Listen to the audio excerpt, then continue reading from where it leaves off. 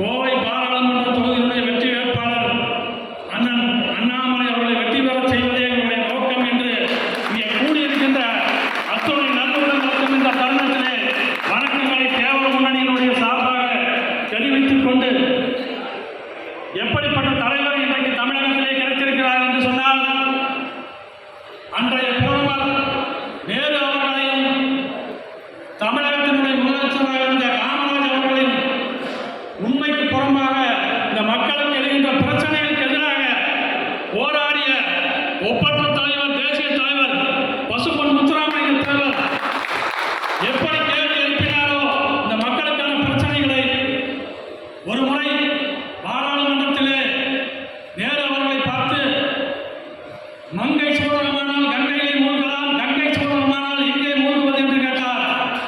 எப்படிப்பட்ட வார்த்தை அது? மக்களுக்கு ஒரு பிரச்சனை என்று சொன்னால் மக்கள் அரசாங்கத்திடம் முறையிடுவார்கள்.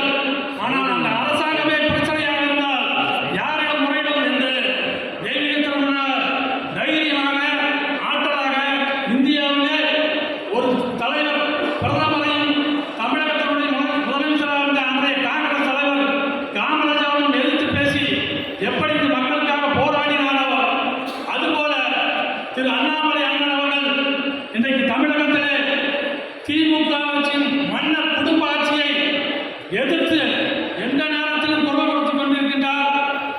அப்படிப்பட்ட நல்லவரை, தூய்மையானவரை, தெய்வ திருமணனுடைய கருத்துக்களை இன்றைக்கு உரித்தாக எடுத்துக்கொண்டு போட்டதற்காக அவர் வழிகாட்டுவதன் பேரிலே தைரியமாக எடுத்து வைக்கின்றார்.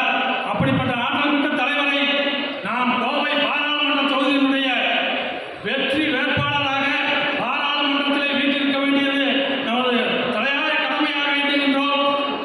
அதற்காக தேவர் முன்னணி சார்பாக எங்களுடைய அன்புக்குரிய தொண்டர்களும் நிர்வாகிகளும் வீடு வீடாக எங்கள் சமுதாயம் மட்டுமல்ல அத்துணை நல்லுள்ளங்களுக்கும் போய் வீடு வீடாக வாக்கு சேகரிக்கின்றார்கள்.